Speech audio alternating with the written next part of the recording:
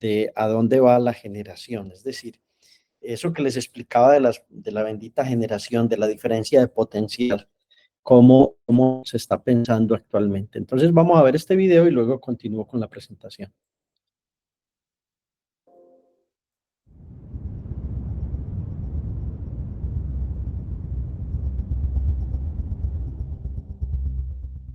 The power of stars like our Sun is the result of small atoms combining into larger ones. It's a nuclear reaction known as fusion. Shining down in the form of electromagnetic radiation, some of which we see as sunlight, it powers our planet's weather, drives its water cycle, and supplies the energy needed for life. This energy comes from a rather surprising place. It comes from the mass of particles that make up the Sun. Take the nucleus of a certain type of helium atom, for example, also called an alpha particle. It's made of 2 protons and 2 neutrons. Its atomic mass is 4.00153 units. But if you weighed the masses of 2 protons and 2 neutrons on their own, they'd add up to a total of 4.03188 units. The difference is tiny, but some of that mass changed into other forms of energy when the nucleons were squeezed close together. This is called an atom's binding energy. Different elements have different amounts of binding energy, and we can compare them on a graph. A single proton on its own, as a form of hydrogen, has no binding energy. As the isotope deuterium, a proton and a neutron that underwent fusion would release a small amount of binding energy. Added to another deuterium nucleus to make helium, a much larger amount of energy would be released. As elements get heavier, differences in binding energy become smaller. Beyond iron, atoms get so heavy they release energy not as they grow, but as they break apart. When uranium undergoes fission to turn into an element like barium, it releases a tiny bit of energy. This is far less than the energy released as hydrogen combines into helium.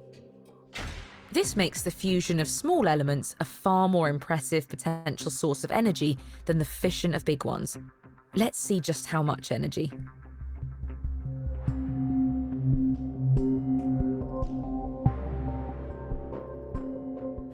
Instead of combining 2 deuterium particles, a more practical process involves sticking together a deuterium and another hydrogen isotope called tritium, which has 2 neutrons instead of 1. The product is a helium nucleus and a single spare neutron.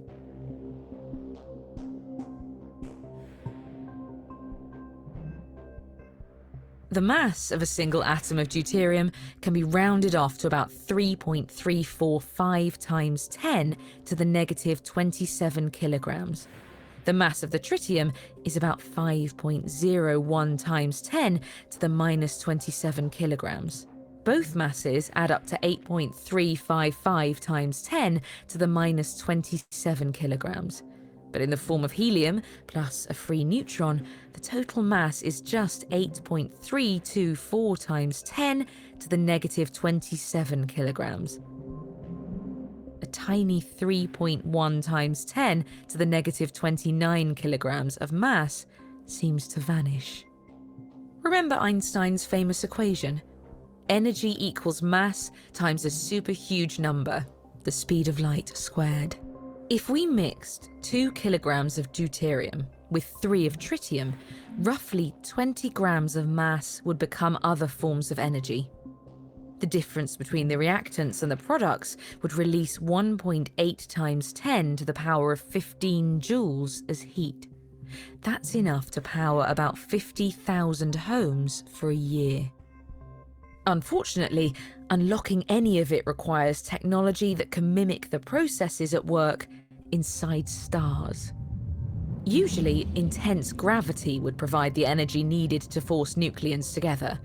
The good news is we can do the same job on Earth using heat. The bad news? The temperature required is over 100 million degrees Celsius. That's about 7 times hotter than the interior of the Sun.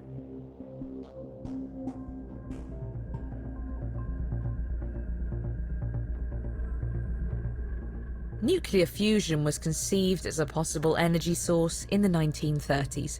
Since then, researchers have investigated a number of approaches for heating a gas made of small elements, such as deuterium, to the point they sustainably undergo fusion. Two of the most promising forms of technology involve heating up a ring of gas called a plasma inside a donut-shaped tube called a torus. Plasma isn't exactly easy to control. Not only does it squirm like a ring of jelly, but its super hot charged particles will quickly cool once they touch any surface. To keep the plasma hovering in place, two types of reactor use magnetic fields. Stellarator reactors use banks of magnetic coils to manage this task. Germany's Wendelstein 7X is leading the way in research on this form of fusion reactor. Its magnetic coils make the plasma easier to control, but at a cost. It's a lot harder to reach the high temperatures required. In contrast, tokamak reactors use the electromagnetic fields produced by the plasma. This is a lot more complicated, but can allow for more efficient heating. In 2018, China's experimental advanced superconducting tokamak reached the all-important 100 million degrees required for fusion. In southern France, the International Thermonuclear Experimental Reactor has been looking for ways to refine the fusion process. It hopes to be producing plasma using tokamak technology by 2025. While a milestone in temperature is good news for fusion, for net power to be produced, this heat needs to be sustained for long periods. It's a goal well worth pursuing. Compared with the uranium needed for fission, the fuel for fusion is much easier to collect. The hydrogen isotope deuterium can be extracted from seawater using hydrolysis. Tritium is another isotope of hydrogen with 2 neutrons and 1 proton. It's much harder to find on Earth, but could still be made by bombarding lithium with neutrons, or separated from water in a heavy water-cooled reactor. Either way, the end product of fusion is helium. No greenhouse gases or significant amounts of radioactive waste are produced, making fusion an appealing choice in green power.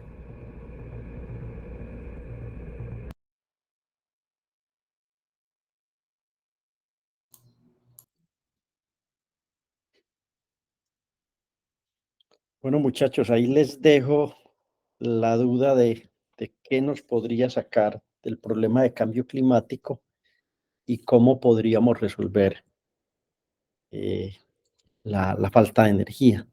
En estos momentos hay experimentos muy interesantes en Estados Unidos y han logrado ya hitos muy importantes en el tema de fusión nuclear.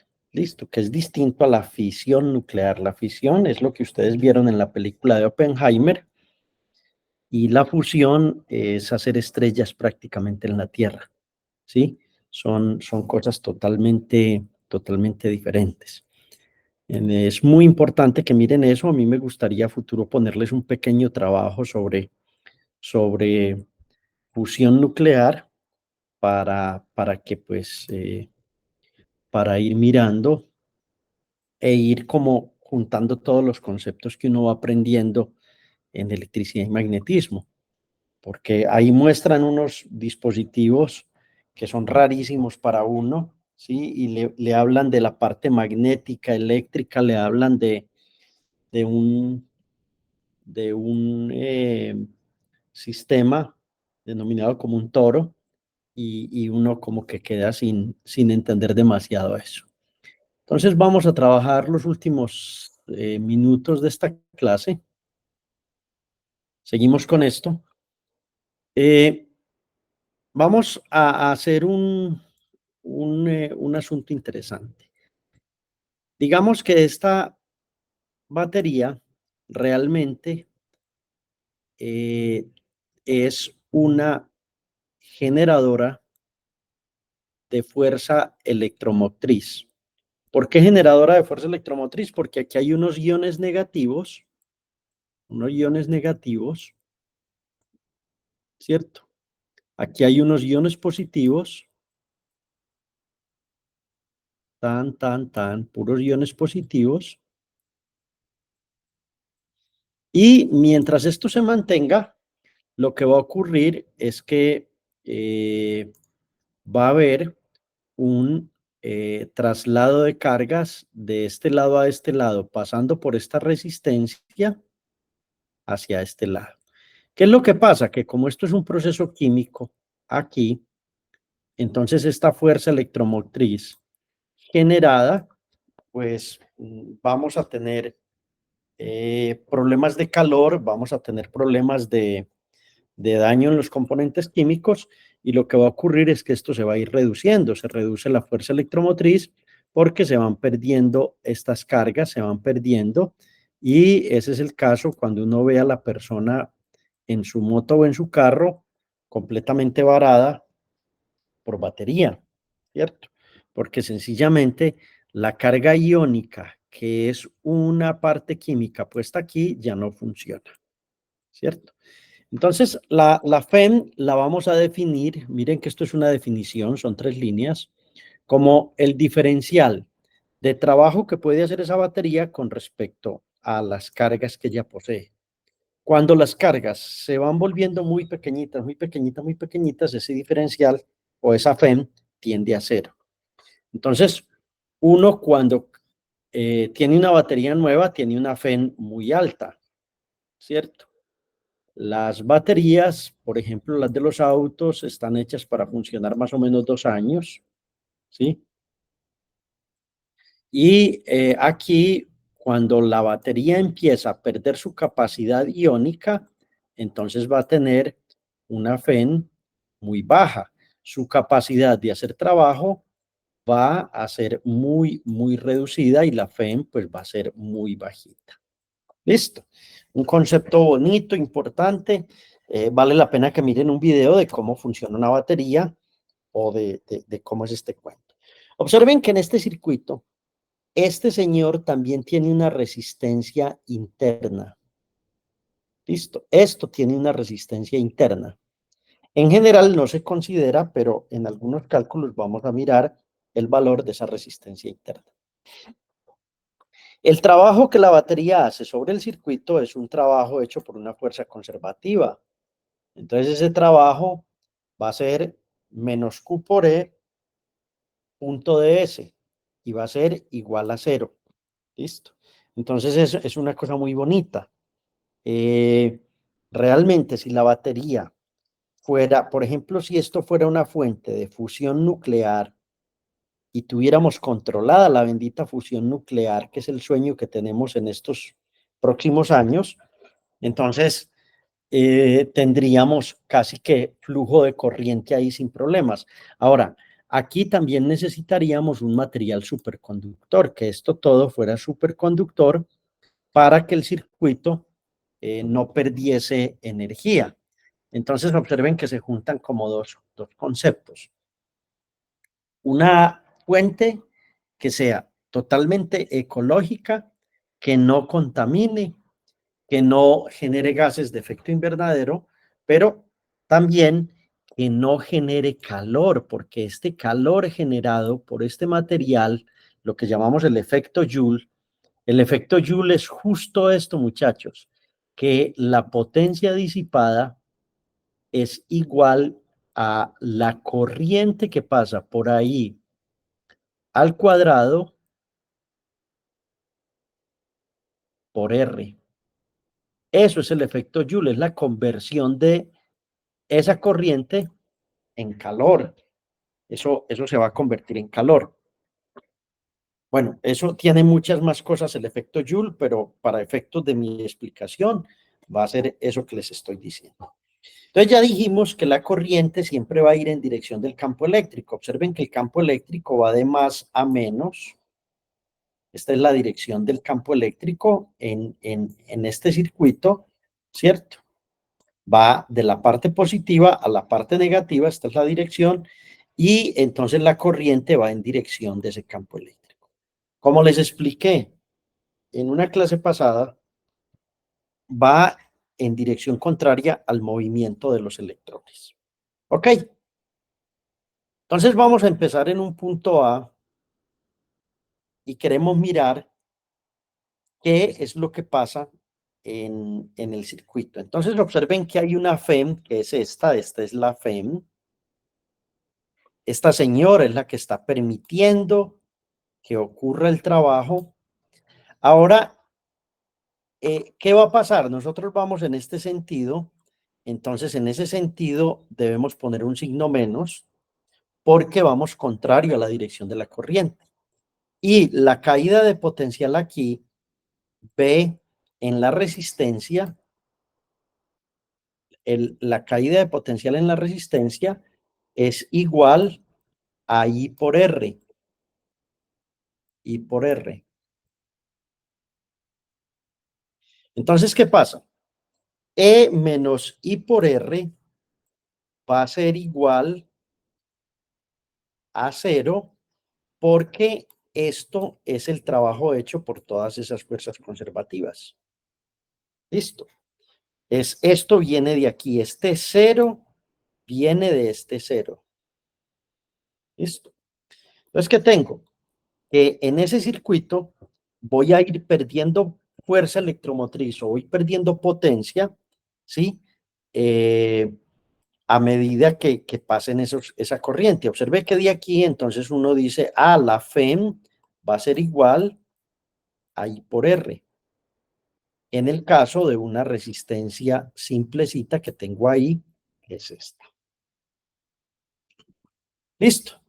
Entonces, E menos I por R igual 0. Cuando quiero establecer la corriente va a ser E sobre R. Listo. Y el parámetro más importante es I porque este es el que me permite calcular la potencia, me permite calcular muchas cosas dentro de ese circuito. ¿Ok? Bueno, voy a terminar esta clase con esta explicación y nada más. La FEM tiene una resistencia interna que la voy a llamar resistencia R chiquitica, ¿cierto? R pequeñita. La R que está afuera, que es el bombillo, la licuadora, su celular, la parrilla, es una R gigante. Entonces, chicos y chicas, observen que lo que va a ocurrir aquí es una cosa que se llaman caídas de potencial. Es decir, la FEM tiene un potencial que si no se está usando sería un potencial maravilloso que siempre vamos a tener ahí. Pero resulta que esto ocurre como cuando uno va en el bus o en el metro. Yo salgo con una FEM equivalente a 10.000 pesos y cuando me monto al bus hacia el metro, entonces tengo una caída de potencial, es decir, tengo una pérdida de dinero de FEM. Obviamente esa pérdida está compensada con el transporte que me dan, que me están dando de un lado al otro, ¿cierto? Luego me monto en el metro, ¿cierto? Aquí me monto en el metro y vuelvo a gastar de mis 10.000 pesos. O sea, aquí empecé con 10.000 pesos, aquí me quedaron 8.000 pesos, no sé cuánto vale un tiquete en esos buses, creo que 2.000 pesos, y aquí quedo, digamos, con 6.000 pesos, ¿cierto? Listo. Entonces, este es el caso de un humano transportándose de un sitio a otro, y aquí pues él llega al sitio que él desea. El sitio que yo deseo, pues es que se encienda la luz en mi casa y que tenga luz para no chocarme contra todo lo que tengo en mi casa. Pero inicio con una FEM ideal y voy teniendo caídas de potencial. Entonces eso es lo que pasa aquí. Observen que la FEM empieza en un punto A, la FEM tiene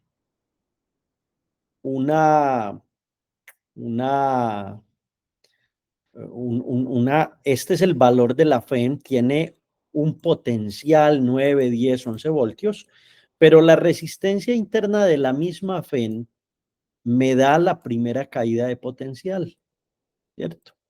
Luego digo, no, entre C y D, que son estos puntos, C y D, partiendo de que este cable es ideal, de que no tiene resistencia, de que no tengo pérdida ahí, aunque sí tengo por el calor y todos lo sabemos, entonces voy a tener una caída de potencial a este lado. Listo. Entonces, una de las cosas más interesantes cuando se hace análisis de circuitos es simplemente mirar las caídas de potencial que uno empieza a tener o los aumentos de potencial si uno pone batería. Es decir, un aumento de potencial es que yo soy tan de buenas que aquí me encontré a mi tío de La Guajira que es muy billetudo y que el hombre me quiere mucho y el hombre llega y me dice, vea mijo, le voy a dar 50,000 pesos o 500,000 pesos, un tío realmente rico, le voy a dar 50,000 pesos, entonces usted aquí, en lugar de tener una caída, lo que va a tener ya son 10, le quedaron 8 de montarse en este bus, se encontró con su tío multimillonario, o su tío bien, y entonces ya tiene 58. Aquí tuvo un aumento de potencial. Lo mismo puede pasar con las baterías en los circuitos. Bueno, espero que nos veamos el martes. Trabajemos juiciosos. A mí me late que este curso va a tener mucha gente, y no en este, sino en todos los cursos de la Nacional. En las negociaciones va a ocurrir que todo el mundo puede cancelar a última hora y que no hay pérdida de créditos. Entonces lo que me late, muchachos y muchachas, es que va a ocurrir que, eh, que los que queden en los cursos van a ser 8 o 10 estudiantes máximo, porque mucha de la gente ya no va a ser capaz de desatrasarse porque saben que esto es difícil. Entonces casi que ustedes son los elegidos y si siguen haciendo esto, con toda seguridad van a pasar este curso sin mayores problemas y van a ir comprendiendo mucho este tema y lo van a disfrutar como universitarios que son. Entonces, a mí lo que me late es que el curso va a terminar con 10, 15 estudiantes máximo, porque cuando empiece exámenes, la gente va a terminar abandonando y en las negociaciones, pues todo el mundo va a cancelar y vuelven a tomar esto el otro semestre. Yo no voy a volver a dictar este curso, al menos en los próximos años.